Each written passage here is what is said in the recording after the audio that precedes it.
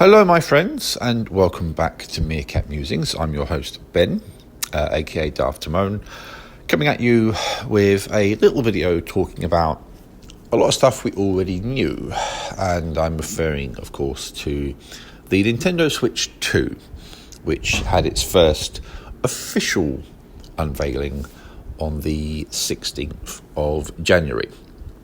And now it's important to note, this was the first official announcement because we have had an incredible amount of speculation. There have been loads of leaks about the console, and a lot of those leaks have thus far proven to be quite accurate. Among other things, you've got the magnetic connections for the controllers, the optical sensors that the controllers seem to have for reasons as yet a little bit unclear. The fact that there was going to be a bigger screen was, hardly a shock really in most regards. And so we've had all of this information come to light about the new console through unofficial means, and sort of stealing Nintendo's thunder a little bit in that respect. Nintendo is said to actually be quite angry about that, but I think they have to also understand it's kind of an issue of their own making. They've had the opportunity to announce more information about the console ahead of time before they actually did, and they just haven't. They've stubbornly remained silent, and they've given up a lot of power to the leakers and the speculation.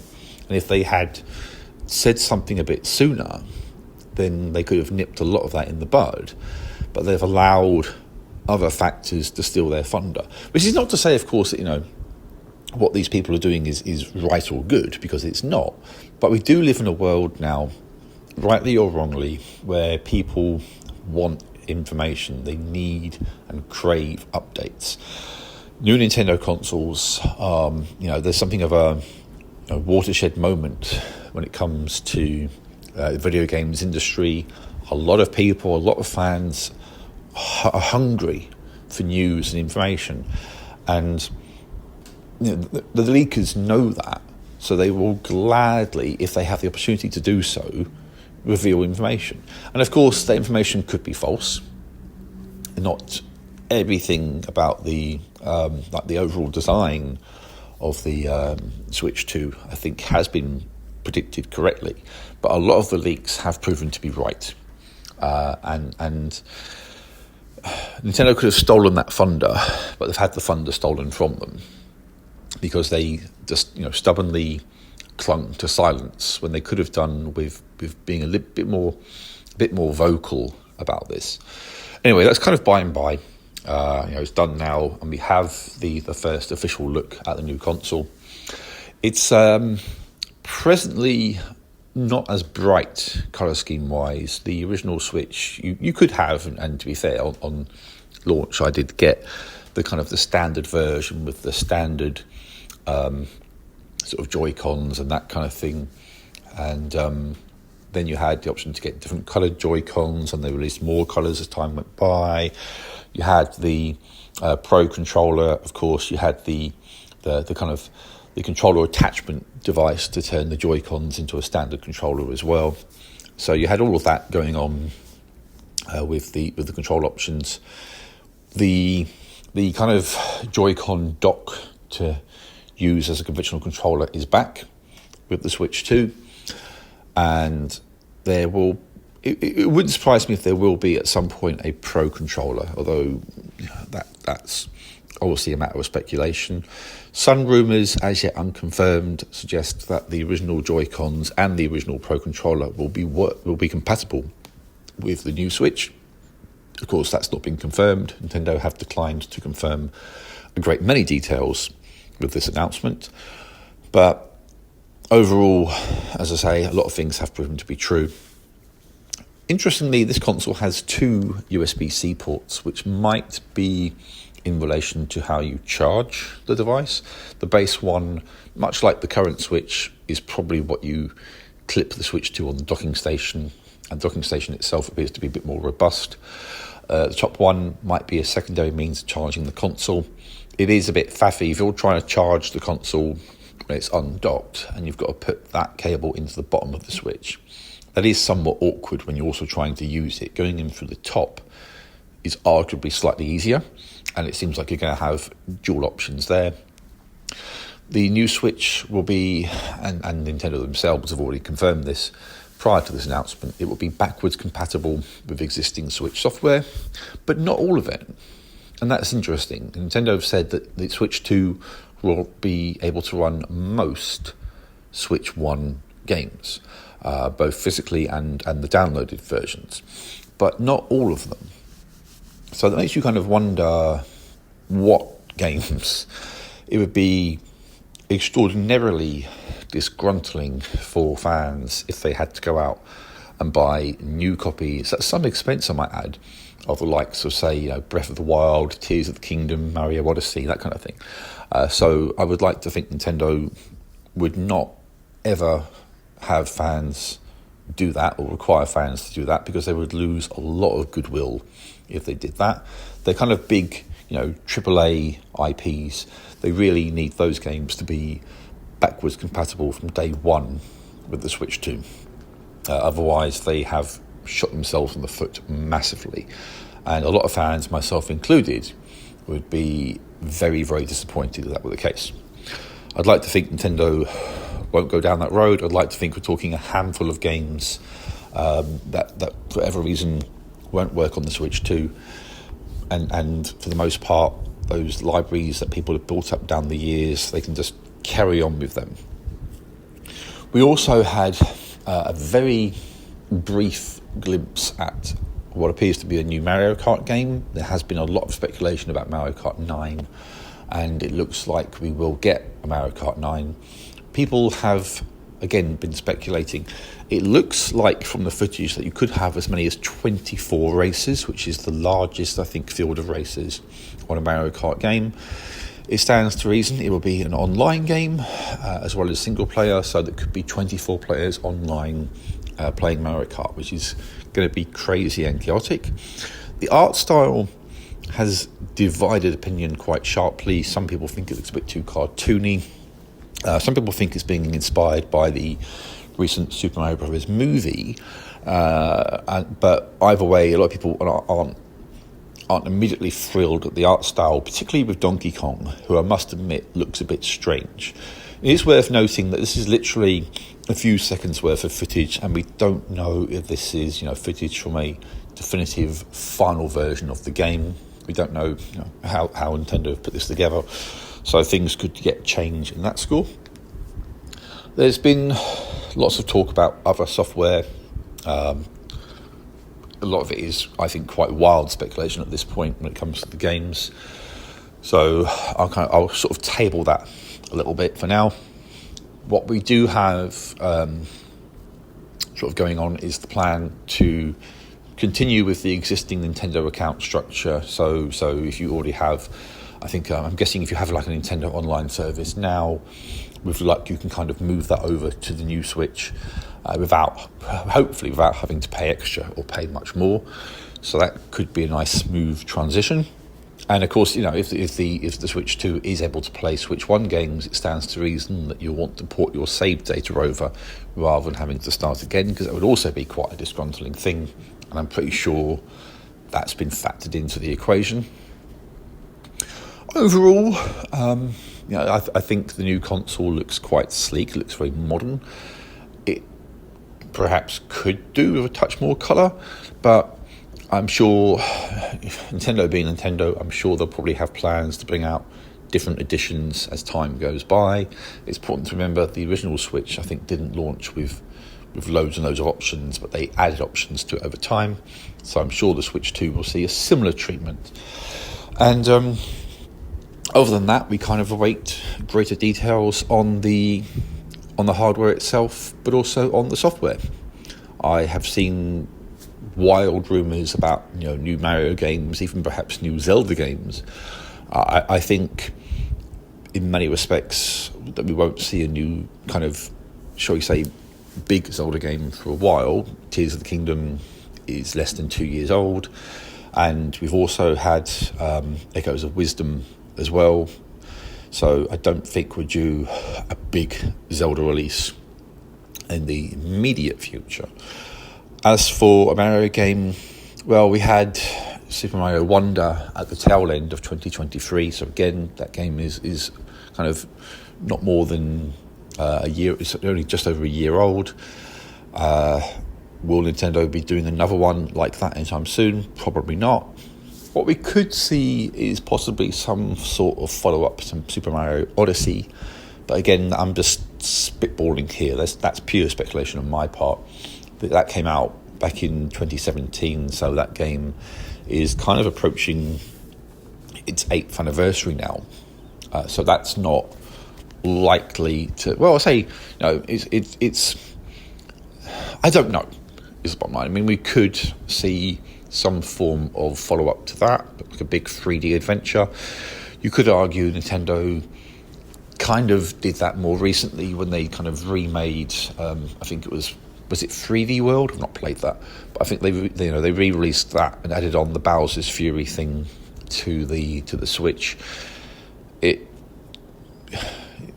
stands to reason that there might be something in mind, because Nintendo do tend to bring out sort of new Mario games, especially new 3D Mario games, when they bring out a new console. And at some point, we'll probably see a new Zelda game. But bearing in mind that Tears of the Kingdom is relatively recent, and bearing in mind Echoes of Wisdom is even more recent, I don't think we're due a major new Zelda game anytime soon. What I would like to see on a personal level, and I have no idea if this is in the works or not from Nintendo, is possibly a new Star Fox game. I've, for the most part, enjoyed the Star Fox games. I do think they've had a few missteps. Haven't played Star Fox Zero. I didn't have that on the Wii U, so I can't speak for that. But there were no new Star Fox entries on the Switch, and it almost feels like that's been shoved to one side a little bit. I am not a big player of the Metroid games, but I know a lot of people are, and there's been chatter about a new Metroid Prime game, possibly aimed at the new console. And then there's talk about what third-party developers might bring to the table. It's been suggested that we could see a lot of the Call of Duty games hit the Switch following an agreement between Nintendo and Microsoft. We could, and again, this is pure speculation here, but there's been talk about Red Dead Redemption 2. Now, with all of that in mind, I mean, bearing in mind that Red Dead Redemption 2 is quite a sophisticated game, very detailed, absolutely beautiful. Can we expect to see that on something like the Switch 2? Well, Red Dead Redemption 2 came out on the PS4 originally, before being ported to the PS5. And it's said that the Switch 2, it's rumoured that the Switch 2 will have a performance similar to that of a PS4. So if that's the case, it could probably run Red Dead 2. Whether we see it on the Switch, on the Switch 2, is anybody's guess. As to anything and everything else,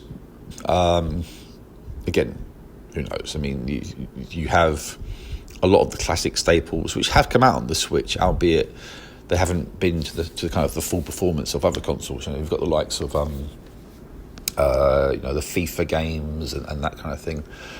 So you might see souped up versions of those on this new hardware. Beyond all that, who knows? How long will the battery life be on the Switch 2 when it's undocked? The Switch 1 battery life was roughly about 3 hours of steady gameplay. In fact, depending on the game, a bit less than that. Whereas, traditional handheld consoles like the Game Boy and DS could go for hours upon hours without being charged. So in fact, they could go for days without being charged. So clearly, a new and improved battery would be great. Longer term battery life, I think, kind of essential for the whole hybrid idea. What's it going to be in terms of cost when it launches? The current Nintendo Switch here in the UK has always been around about the £300 mark from day one all the way through to almost 8 years later. it stayed around that price point, and you would pay a little bit less for the Switch Lite, which of course was handheld only. You'd pay a little bit more for the Switch OLED, which had the better screen, but they broadly sat in that same sort of category. And at no point have Nintendo really felt the need to kind of drop that price significantly. So does that mean that the Switch 2 will come out around a similar price point and trigger a price drop of the original console? Does it mean the Switch 2 will debut at a more expensive price point? Will it be closer to, say, the £400 mark? A lot of rumours suggest it will be about $400. It doesn't translate to £400, not by any means. But could that be what Nintendo are thinking? Add on another £100 or $100 or 100 whatever to their existing price point and go from there. Maybe. Who knows? As I say, that's pure guesswork, pure speculative guesswork as to what Nintendo might do there. We don't have a definitive release date. Nintendo have simply said that they will unveil more information on the 2nd of April, when they will do a Nintendo Direct that will discuss the console in more detail. And shortly after that, there will be the opportunity for fans via a raffle, which I have entered, to get a hands-on look at the console at various places around the world. So I've entered this raffle to go along to the Excel Centre in April. It's pot luck. You haven't got to pay to enter, but it's pot luck as to whether or not you actually get the opportunity to go. So obviously I'd love the opportunity, but who knows? There's only going to be a handful of places. I'm pretty sure a great many people have applied and are applying, and so I honestly don't know if I'm going to be one of the lucky chosen few that will get to see this new console in the flesh. And they're doing this grand unveiling on the 2nd of April, but there's no idea as to when it's being released. It obviously isn't being released around that time. Some rumours have said that it was due to be released in June. June now seems more likely than any point before then. It's unlikely they're going to do this big discussion launch thing at the beginning of April if they plan to release the console in April. They would do their big kind of reveal a couple of months in advance, I think, to drum up interest. And so I think we probably have, from the point of that Nintendo Direct, probably at least another couple of months before we actually see the console itself. I could be wrong about all of that. They could actually announce it at the beginning of April and release it at the end of April. Who knows? But I really don't think they're going to do that. I do think it's quite frustrating that after months upon months, and particularly over the last few weeks, increasingly intense speculation, leaks, chatter, that all Nintendo did was give us a 2-minute sneak peek, and with an announcement that we have to wait another couple of months before we actually get anything else. That's maddening, if I'm being honest, and I just wish that they would kind of... The thing is, they're not going to stop serious speculation about the hardware and the software until they themselves actually say something. But Nintendo are determined to do things in their own way. That has been a great source of strength for them in the past, but it's also been a weakness. Their stubborn refusal to do anything other than things in the way they want has yielded some great results in the past. Look at the Nintendo Wii, for example, hugely successful console, but then it's also backfired. The Wii U was something of a commercial failure, without question. So, and sometimes Nintendo will hold on to information well beyond the point where they should have said something, and I understand why. They want to surprise their fans. They do give a damn and care, but sometimes that kind of silence it doesn't help, and they need to kind of move the times a little bit more. You just sort of feel. So anyway, that's my long-winded rant about the Switch 2 and my thoughts on its initial kind of release. What more can we expect? Well, who knows? We have, as I say, no clue as to the details of the hardware. We have no idea as to the details of the hardware. We have no idea as to the software. It's all thoroughly, completely, and utterly up in the air. And all that we can do is wait. And so here I am, waiting rather impatiently.